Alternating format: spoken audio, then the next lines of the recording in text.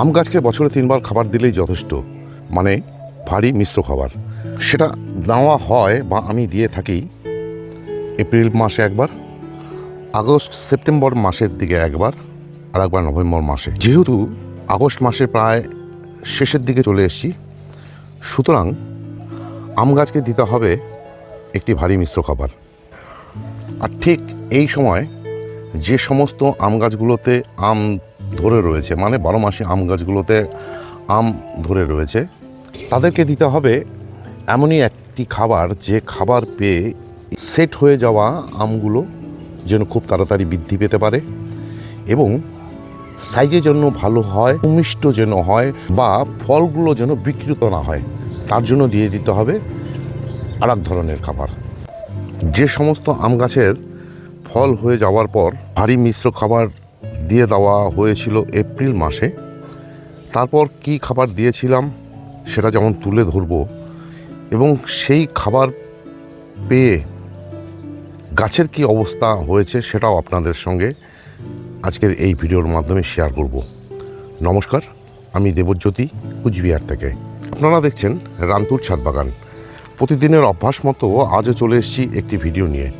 আর এই ভিডিওতে আপনাদেরকে দেখাবো ছাদ বাগানে যে সমস্ত আম গাছ আমরা করে থাকি, মানে বিভিন্ন ভ্যারাইটির বিভিন্ন জাতের গাছ, সে সমস্ত গাছগুলোতে এই আগস্ট মাসে এসে কি পরিচর্যা করতে হবে সেটাই তুলে ধরবো আজকের এই ভিডিওতে। আমরা সবাই জানি আম গাছকে খুব একটা বেশি খাবার দিতে হয় না, কারণ আম গাছের খুব একটা খাবার লাগেও না। শুধুমাত্র বছরে যদি 3 বার ভারী মিশ্র খাবার দিয়ে দেওয়া যায় তাহলেই কিন্তু আম গাছের জন্য যথেষ্ট। কিন্তু তারপরেও কিছু পরিচর্যা থাকে, যে সমস্ত পরিচর্যাগুলো করে নিতে হয় বিভিন্ন পর্যায়ে। আম গাছগুলোতে আম হয়ে যাওয়ার পর যে পুন করে দেওয়া হয়েছিল, মানে যে সমস্ত ডালগুলো কেটে দেওয়া হয়েছিল, সে সমস্ত ডালের থেকেই, মানে কেটে দেওয়ার অংশ থেকেই কিভাবে নতুন নতুন ডালগুলো বেরিয়ে আসছে। এই যে নতুন ডাল বেরিয়ে আসছে, সঙ্গে এই যে নতুন কচি পাতা, তাদেরকে কি করে সুরক্ষা দিতে হবে সেটাও আপনাদের সামনে আজকে আমি তুলে ধরব। ঠিক তেমনই আবার যে নতুন নতুন ডালগুলো এসেছে বা আসতে শুরু করেছে, তার মধ্যে কোন ডালগুলো রেখে দিতে হবে, কোন ডালগুলো কেটে দিতে হবে সেটা দেখাবো। এই যে দেখুন, এই গাছটিতে বা এই ডালে কেটে দেওয়ার পর এখানে দেখুন, এই 1টি 2টি 3টি 4টি 5টি 6টি, এই 6টি ডালকে কিন্তু রাখা যাবে না, রাখতে হবে আমাদেরকে 3 থেকে 4টি। তার মধ্যে যে সমস্ত ডালগুলো হৃষ্টপুষ্ট সে সমস্ত ডালকে রেখে দিতে হবে, বা ভিতরের দিকে যে সমস্ত ডালগুলো আছে সেগুলোকে ঠিক এভাবে ভেঙে দিতে হবে। তাহলেই যে বাদবাকি যে ডালগুলো রয়েছে সেই ডালগুলো কিন্তু একদম সুস্থ সবল হবে এবং এই ডালগুলো সামনের কমাস এই মিক্স খাবার সহ বিভিন্ন পরিচর্যার মাধ্যমে ডালগুলো কিন্তু হৃষ্টপুষ্ট হবে এবং এই সমস্ত ডালের থেকে কিন্তু সিজন টাইমে মুকুল চলে আসবে। যে সমস্ত বাগানিরা এখনও পর্যন্ত তাদের আম গাছের পুন করে দেননি, আপনাদেরকে কিন্তু খুব তাড়াতাড়ি, আর 1টি সপ্তাহ রয়েছে আপনাদের হাতে, আর এই সময়ের মধ্যেই কিন্তু আপনাদের ডাল যদি পুন করা বাকি থাকে সেটা করে দিতে হবে। না হলে এরপরে যখন আপনারা সেই ডাল পুন করবেন, তাতে যে মুকুলগুলো আসবে তাতে কিন্তু ফল টিকবে না। কারণ ফল টিকতে গেলে সেই ডালকে ম্যাচুরেট যেমন হতে হবে, ঠিক তেমনি তার মধ্যে খাদ্য সঞ্চয় করে থাকার ক্ষমতা থাকতে হবে। আম গাছগুলোতে মিক্স খাবার এবং ডাল পুন করে দেওয়ার পর আমি জুন মাসে আমার সমস্ত আম গাছগুলোতে একটি খাবার দিয়েছিলাম, সেটা হচ্ছে একটি রাসায়নিক খাবার, আর সেটা ছিল সুপার সিঙ্গেল ফসফেট। সমস্ত গাছগুলোতে দিয়ে দিয়েছিলাম গাছের টবের হাইটের অনুপাতে। কোনো আম গাছে দিয়েছি 5 গ্রাম, কোনো আম গাছে 3 গ্রাম। দিয়ে দেওয়াতেই গাছের শেকড়ের মধ্যে কিন্তু গতি চলে আসে বৃদ্ধির জন্য, আর এই গতির ফলেই কিন্তু গাছগুলোতে নতুন নতুন সমস্ত ডাল চলে আসে। এরপর তার 15 থেকে 20 দিন পর আমি আমার সমস্ত আম গাছগুলোতে দিয়েছিলাম আরেকটি রাসায়নিক খাবার, সেটা ছিল 10-26-26।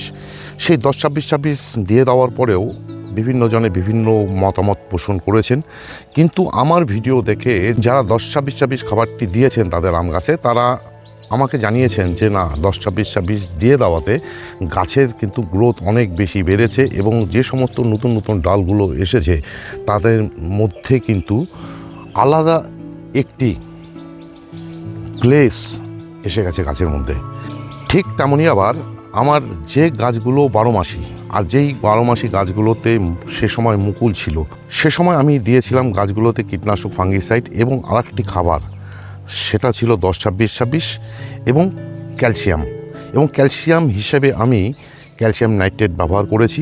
ক্যালসিয়াম নাইট্রেট দিয়েছিলাম এই কারণে, সেটা হচ্ছে ক্যালসিয়াম দিলে গাছের কোষ প্রাচীর যেমন শক্ত হয়, রোগ প্রতিরোধক ক্ষমতা বাড়ে। যেহেতু আম গাছগুলোতে মুকুল চলে এসছে বা গুটি ধরবে, সেই অবস্থাতে ক্যালসিয়াম নাইট্রেট দেওয়ার উদ্দেশ্য হচ্ছে এই সমস্ত মুকুল যেন ঝরে না পড়ে বা গুটি যেন ঝরে না পড়ে তার জন্য।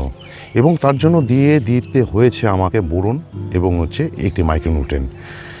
এবং বোরন ও মাইক্রোনিউট্রেন্ট কেন দিতে হয় সেটা সবাই জানি আমরা। গুটি ঝরা যেমন বন্ধ করে, ঠিক তেমনই যে সমস্ত ফুলগুলো আসে মানে মুকুলগুলো, সেই সমস্ত মুকুলের থেকে পরাগায়িত হয়ে গুটি সেট করতে পারে খুব সহজে। এবং মাইক্রোনিউট্রিয়েন্ট দিতে হয় গাছে যে সমস্ত অভাবগুলো থাকে সেই সমস্ত অভাব পূরণের জন্য।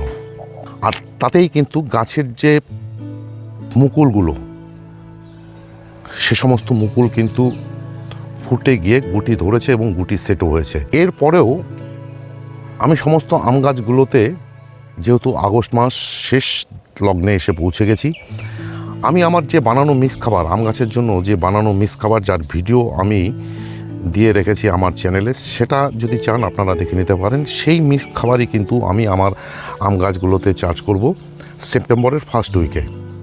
তার আগে যেহেতু এই 12 মাসি আম গাছগুলোতে মুকুল রয়েছে, আবার ফলও সেট হয়ে রয়েছে, সুতরাং এদেরকে বৃদ্ধির জন্য আমাকে দিতে হচ্ছে 10-26-26। সেটা যেমন দেখাবো কিভাবে দেই, ঠিক তেমনই এবার আপনাদেরকে জানাবো আমি এই যে নতুন নতুন ডাল বা কচি পাতা আসতে শুরু করেছে। এ সময় হয় কি, আম গাছের মধ্যে ম্যাঙ্গো উইভিল নামক এক ধরনের পোকা বা হপার পোকা, এরা যেমন পাতার রস চুষে খায়, ঠিক তেমনই ম্যাঙ্গো উইভিল এই যে কচি পাতাগুলোকে ঠিক এমনভাবে কেটে দেয়, দেখলে মনে হয় যে কেউ হয়তো কাঁচি দিয়ে সেই পাতাগুলোকে কেটে দিয়েছে। আর সেটা যেন করতে না পারে, তার জন্যই আমি আজকে কোন কীটনাশক ব্যবহার করতে হয় সেই সমস্ত পাতাকে সুরক্ষা দিতে, সেটা আপনাদের সামনে তুলে ধরব। এই সমস্ত কচি পাতাগুলোকে সুরক্ষা দিতে আমাকে ব্যবহার করতে হবে প্রোপেক্স সুপার। তার কারণ একমাত্র ম্যাঙ্গো উইভিল, হপার বা অন্যান্য ধরনের চোষক পোকা একমাত্র ধ্বংস হয় প্রোপেক্স সুপার, হামলা এবং কনফিডার নামক ওষুধে। গত সপ্তাহে যেহেতু আমি কনফিডার দিয়েছি, এ সপ্তাহে আমাকে দিতে হচ্ছে প্রোপেক্স সুপার। এবং আমি এই প্রোপেক্স সুপার ওষুধ স্পেয়ারের মধ্যে মিশিয়ে গাছের মধ্যে দিয়ে দেবো 1 লিটার জলে 1.5 ml অনুপাতে। আর সেই হিসেবেই আমি এখানে 6 লিটার জলে প্রায় 10 ml ওষুধ নিয়ে নিয়েছি এবং মিশিয়ে ঢেলে দেবো স্পেয়ারের মধ্যে। ভালো করে মিশিয়ে নেওয়ার পর আমি এই যে স্পেয়ারের মধ্যে একে একে সম্পূর্ণ জলটি ঢেলে দেবো এবং করে দেবো গাছের মধ্যে স্প্রে। যে সমস্ত গাছে পাতা বেরোতে শুরু করেছে, আবার দিয়ে দেবো আমার অন্যান্য গাছগুলোতে। আমি যে গাছের মধ্যে স্প্রে করতে শুরু করেছি সেটা কিন্তু সন্ধ্যের সময় ব্যবহার করছি, এবং যেটা কিনা করে থাকি কীটনাশক ব্যবহার করার ক্ষেত্রে বা ফাঙ্গিসাইড ব্যবহার করার ক্ষেত্রে। আর এই কীটনাশক দিয়ে দেওয়ার ফলেই কিন্তু গাছের যে নতুন পাতাগুলো, সে সমস্ত কিন্তু ম্যাঙ্গো উইভিল কেটে দিতে পারবে না। আর আপনাদেরকে আমি দেখাবো আমার যে 12 মাসি আম গাছগুলোতে তাতে যে 10-26-26 খাবারটি ব্যবহার করেছি, সেটা কিভাবে ব্যবহার করলাম, কত দানা দিলাম, সেটাই তুলে ধরছি। এই 10-26-26 খাবারটি দিতে হবে এখনই, যেহেতু আম গাছকে খাবার দিতে হয় কম। আমি এপ্রিল মে মাসে একবার দেই, এরপরে আবার দেই আগস্ট সেপ্টেম্বর মাসে, এরপরে নভেম্বর মাসে। তাই আমাকে যে কয়টি আম গাছে আম ধরে রয়েছে বা গুটি ধরে রয়েছে বা ফল ফলে রয়েছে, সেই গাছগুলোতে কিন্তু আমি সাইড বরাবর 10 ইঞ্চি টবের জন্য কমপক্ষে 30 দানা, এবং এই 10-26-26 খাবার এবছরের জন্য এটাই শেষ খাবার। এছাড়া যে সমস্ত বড় গাছগুলো যাদের পুন করে দেওয়ার পর পাতা এসে গেছে, পাতার মধ্যে ম্যাচুরিটি চলে এসছে, এই সমস্ত পাতাকে আরও শক্তিশালী করতে দিতে হবে আমাদেরকে মিশ্র খাবার। এবং সেই মিশ্র খাবার দিয়ে দেওয়ার পর মোটামুটি শুধুমাত্র লক্ষ্য রাখতে হবে গাছে যেন পোকামাকড় বা ফাঙ্গাসের সমস্যা না আসে। এটুকুই পরিচর্যা করে যেতে হবে আপাতত 2 মাস। ঠিক তারপর নভেম্বর মাসে আমাদেরকে আরেকবার দিয়ে দিতে হবে ভারী জৈব মিশ্র খাবার। তবে সেপ্টেম্বর বা আগস্ট মাসে যারা ভারী জৈব মিশ্র খাবার দেবেন বা যে পরিমাণে দেবেন, নভেম্বর মাসে কিন্তু তার অর্ধেক দিতে হবে। এরপরে কি পরিচর্যা করতে হবে সেটাও তুলে ধরবো আমার ভিডিওতে। আর এটাই ছিল আজকের ভিডিও। আগস্ট মাসে এসে আমাদেরকে কি পরিচর্যা করতে হবে বা সেপ্টেম্বরে আমাদেরকে কি পরিচর্যা করতে হবে। আজকের ভিডিওটি যদি ইনফরমেটিভ বা ভালো লেগে থাকে তাহলে একটি লাইক দেবেন, কমেন্ট করবেন। এছাড়া এই ধরনের নিত্য নতুন ভিডিও পেতে চাইলে আমার চ্যানেলটিকে অবশ্যই সাবস্ক্রাইব করে নেবেন, কেননা প্রতিদিন দুপুর 2টোয় আমার এই চ্যানেলে কোনো না কোনো ভিডিও চলেই আসে। সেই সমস্ত ভিডিও দেখতে হলে বা পেতে চাইলে আমার চ্যানেলটিকে অবশ্যই সাবস্ক্রাইব করে নিতে হবে। সবাইকে অশেষ অশেষ ধন্যবাদ এবং শুভেচ্ছা জানিয়ে আজকের এই ভিডিও শেষ করছি। সবাই ভালো থাকবেন, সুস্থ থাকবেন, সবুজের সাথে থাকবেন। ধন্যবাদ।